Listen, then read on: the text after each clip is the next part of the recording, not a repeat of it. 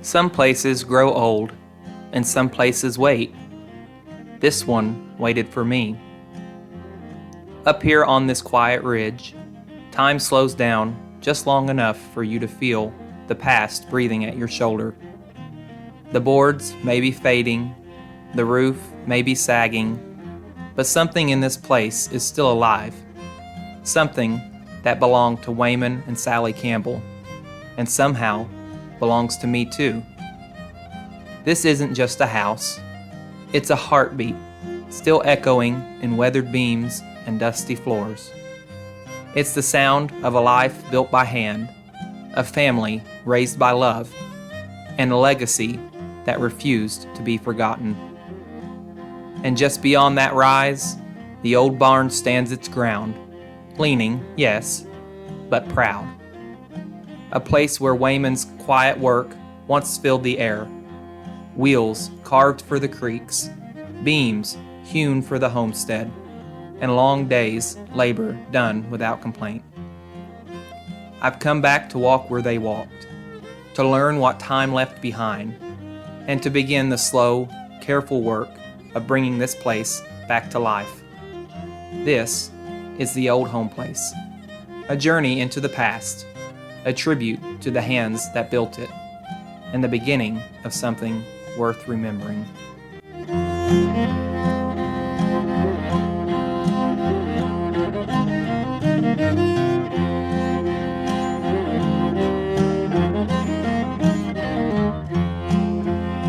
Before we go any further into the rooms of this old home place, we need to understand the lives that shaped it and the hands that built it. Wayman Taylor Campbell was born in Rose Hill, Virginia, on February 25, 1850, the son of David Calvin Campbell and Anna Wyrick.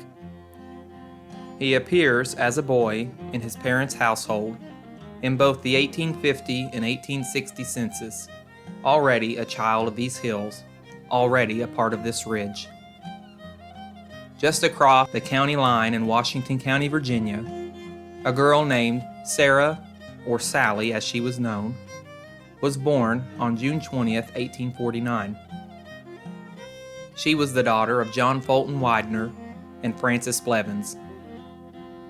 No one knew it then, but the lives of these two children, Wayman and Sallie, would join together and shape this land for generations.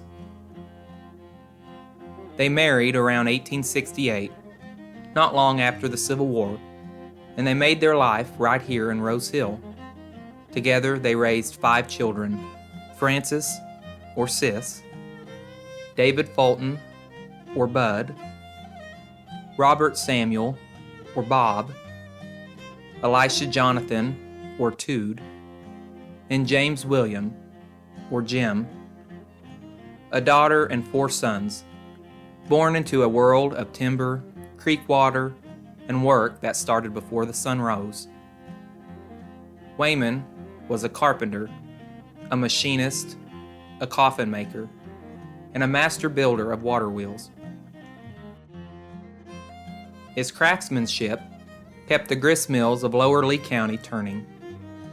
Folks said he worked past midnight many nights in his wood shop. Family stories tell that he built his own coffin from a tree that grew near his second home. One of his grandchildren remembered him laying down inside of it just to make sure the fit was right. That might sound unusual today, but in these mountains, the man's work followed him to the very end. There were lighter moments too. One story tells of Sallie churning butter all day, exhausted, only for Wayman to come home angry about something and tip the churn over in the yard. Butter everywhere. It wasn't a perfect life. No real life is, but it was theirs. Sallie died first, in May of 1917, at the age of 67. Wayman followed 4 years later, in August of 1921. A relative remembered hearing that in his final days, Wayman would pace the floors in prayer, knowing that his time was near. They rest together now, just above this home place, in the old Campbell Cemetery, the ridge holding them close the way it always has. and the house they built, believed to have been raised around 1868 or 1869, still stands. Some stories say their daughter Sis was born here, and that might well be true. The boards may have been cut at the old Campbell sawmill on Martin's Creek, a mill that Wayman's father and grandfather built back in the summer of 1841. Records even show that the land, 18 acres of it, came from David and Anna themselves, and also through Jesse and Robert Houston Eads. Details conflict, dates shift, but these mountain stories often do. The truth is here somewhere, and we'll keep searching for it. But what we know for certain is this: Wayman and Sallie made a life on this ridge. They worked it, tended it, and raised a family whose roots run deep into this soil. And now, over a century later, the home place still remembers.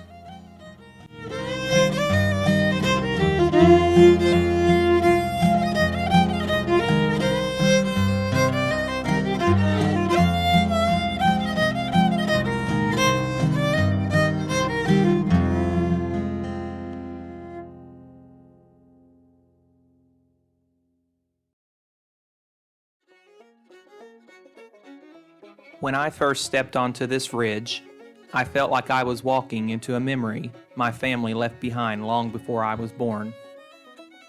The boards might sag, the roof might fade, but something here is still alive, something that belongs to the Campbells, and somehow to me. This home place isn't just lumber and nails, it's a story that never learned how to stop breathing.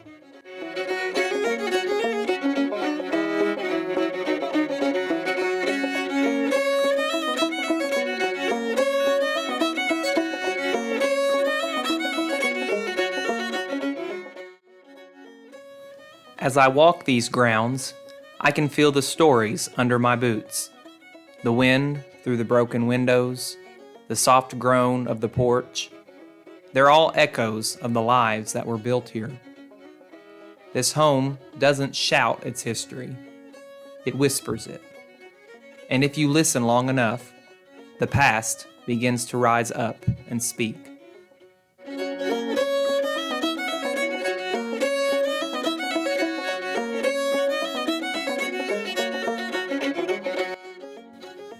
This is where Wayman and his father, David Calvin Campbell, raised every beam with their own hands, where Sallie warmed the hearth and kept the rhythm of the home. 5 children grew up inside these walls, their footsteps, their laughter, their worries, their prayers, all held in the grain of these floorboards. You can almost feel the shape of their days here, the light in the mornings, the long shadows in the evenings, the life lived in the quiet.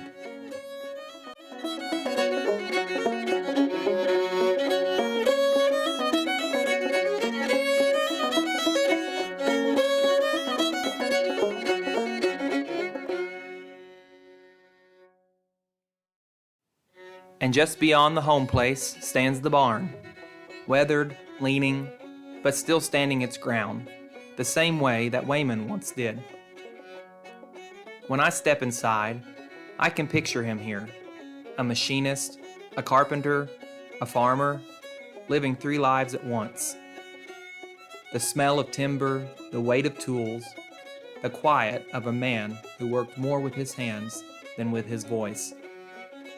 This barn was his workshop, his shelter, his duty, the place where creeks became water wheels and rough beams became something worth passing down. Time has taken its toll, but the bones of this barn still remember him.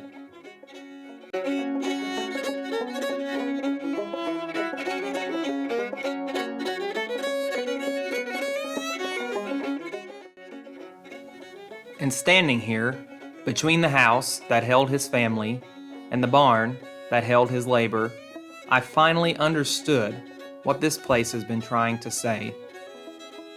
I wanted to capture that feeling, that moment when the past reaches out and takes your hand.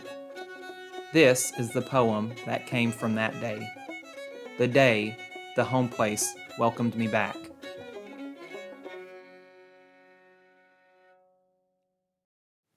I wandered back again today to Wayman's old home place, where dawn still spills its golden light across the porch he raised.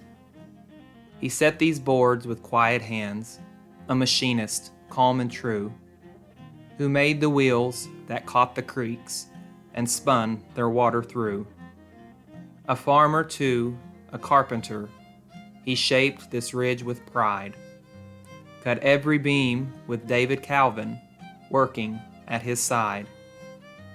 The house they raised together here, the barn that stood nearby, still hold the breath of all the years that slowly wandered by. And Sallie kept the hearth alive with gentleness and grace, a homemaker whose loving touch still lingers in this place. Together they raised one tender girl and 4 strong boys within, where laughter drifted out the door like sunlight settling in. The boards are gray with weather now, the roof is rust and red, but I can almost hear his boots on the path where he once tread. They say he built his own pine box and lay inside to see if every plank fit just as true as a craftsman's work should be. I stood there in the quiet hush, where mornings never hurry, where the world he knew still lingers soft beyond the noise and worry. The chimney stones are cooling now, the fields have gone to sleep, yet something in these hallowed walls still runs a memory deep. For every beam and every nail he set with patient pride still hums the tale of honest work and days lived true and wide. I wandered back again today, and though the place grows old, it held me like it always did, a story gently told. And as the shadows climbed the ridge, my heart knew what was true. He never really left this hill, he stayed, and Sallie too. For just beyond the tree line there, where evening falls so still, Wayman rests beside his bride, sleeping softly on the hill. I wandered back again today to Wayman's old home place, and knew the work begins with me to lift what time's erased.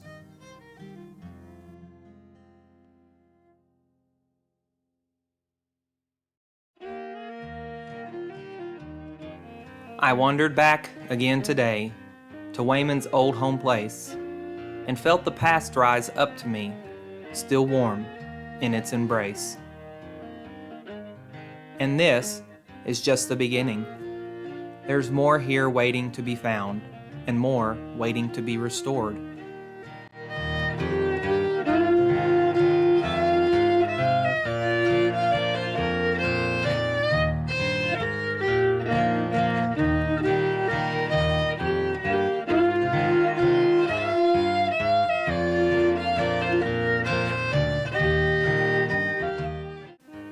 Next time on The Old Home Place, I step deeper into the house Wayman built, peeling back the layers time has left behind, and what I uncover starts to tell a story of its own.